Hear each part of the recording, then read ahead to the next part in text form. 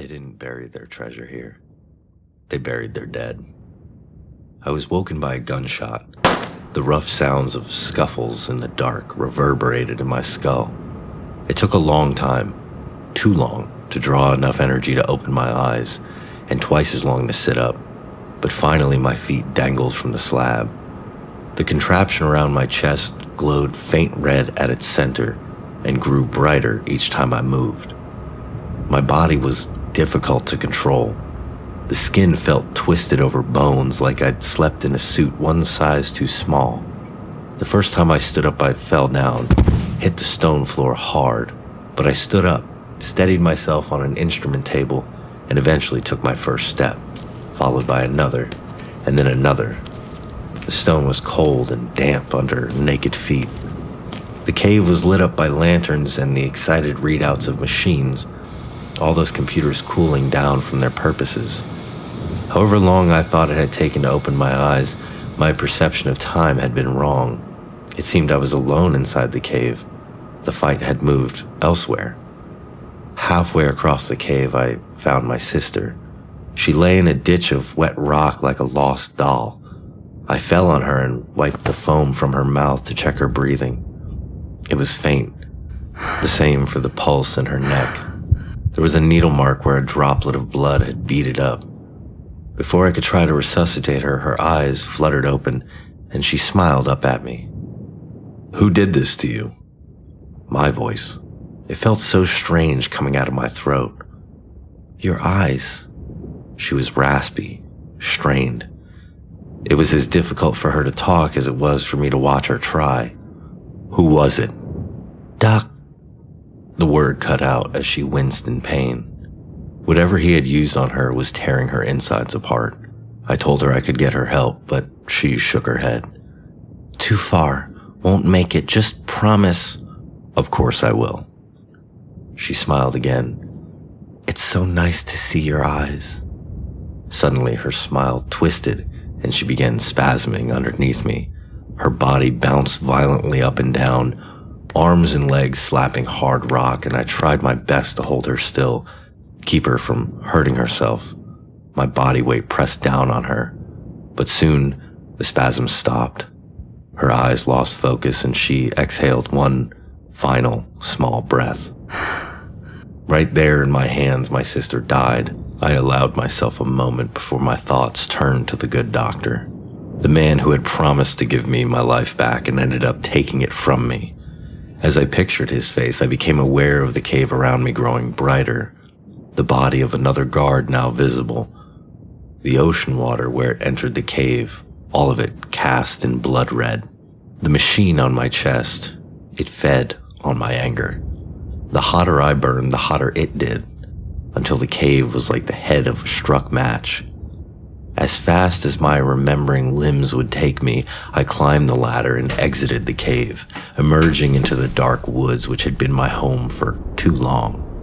Before I left, I shut the door behind me and made sure it was properly concealed by the plants and ivy and other things that grew there. Like a searing flame, I crossed the island. The old trees lit up in my presence. I ignored everything except my destination. Even as I came alive with fresh senses, I thought of one thing only, one man. Like the coward he was, I knew I would find him near the dock, trying to escape the consequences he deserved. Not 20 yards from the buildings near the dock, I heard his wretched voice. "I didn't say 20 minutes, I said 30. Through the trees, I could see him, standing in the clearing, arguing with a man on the phone. "You can justify it however you want, but if your brother isn't pulling up to this dock in 30 minutes, it'll be your head. Do you understand me?" He had been stabbed, the back of his coat slick with blood. I hoped it was my sister who'd done the deed, but I had the faint memory of it in the back of my mind, as if I'd done it myself. I waited for him to hang up the phone before I stepped out from the trees. The sound of my foot breaking a twig caught his attention, and his hand tensed around his gun. He relaxed when he saw it was me, as if I didn't pose a threat. "Get back to the lab," he ordered, like I was his dog. "I saw what you did to her." The doctor's face tensed up as he reevaluated my presence. It was unavoidable. He concluded. Now help me with him so we can finish this. He looked over to the small guard building, through the door which seemed to be blocked from the inside. There, he sees me. The doctor said. Now is the time. If I help you with him, you help me with her. He looked back at me. You're mad. Yes, I am. I walked slowly toward the doctor, and for the first time since I met him, fear crossed his eyes. I told you it was unavoidable. Even if I wanted to, there isn't enough time to bring her back. As he babbled and fumbled over his words, I took hold of the metal contraption wrapped around my chest and began to pull it from my skin. I ignored the pain of the needles and wires ripping free. Now hold on, the body doesn't give up the old spirit so easily. You're only half in this world.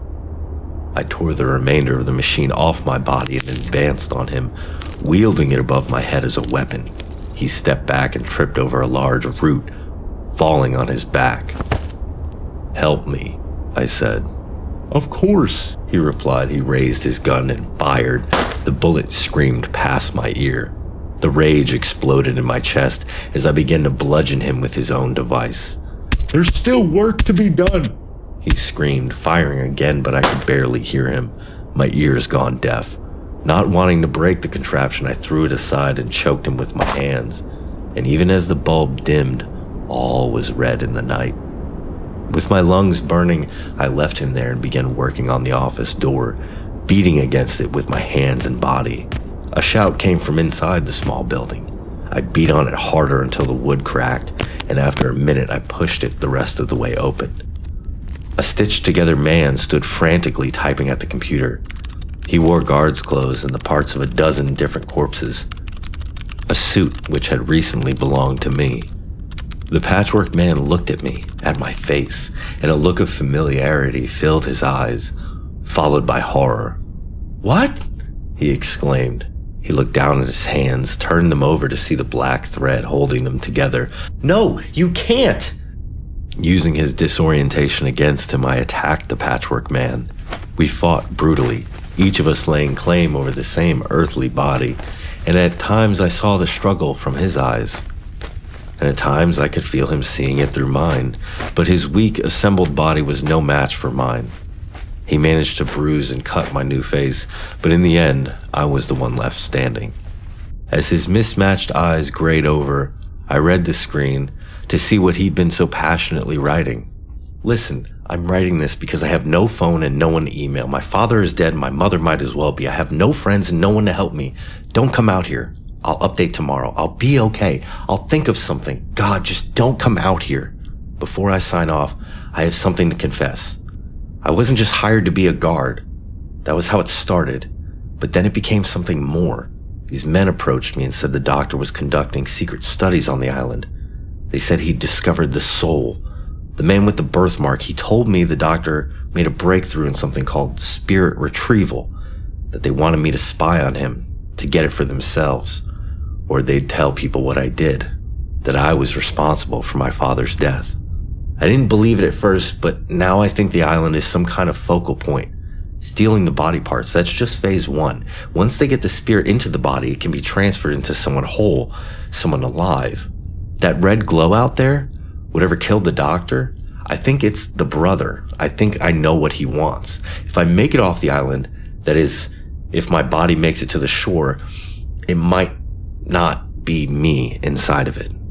Whatever you do, don't trust me.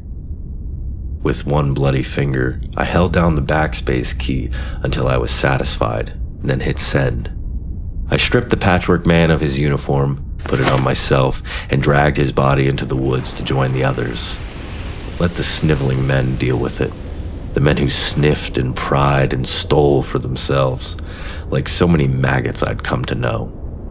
As I stood at the end of the dock to wait for the boat, the sting of the wind on my damaged body, I could feel the guard inside, fighting me, the patchwork man struggling to take his life back. He didn't understand the futility of his fight, for the simple reason that I wanted it more. His life, his vessel, and I would do more to keep it. It was that simple. I would pull his strings until it was time to cut them. You won't hear from me after today. You will never see me again. I will not tell you where I am or where I'm going. This is my final transmission. One day, I'll come back for her.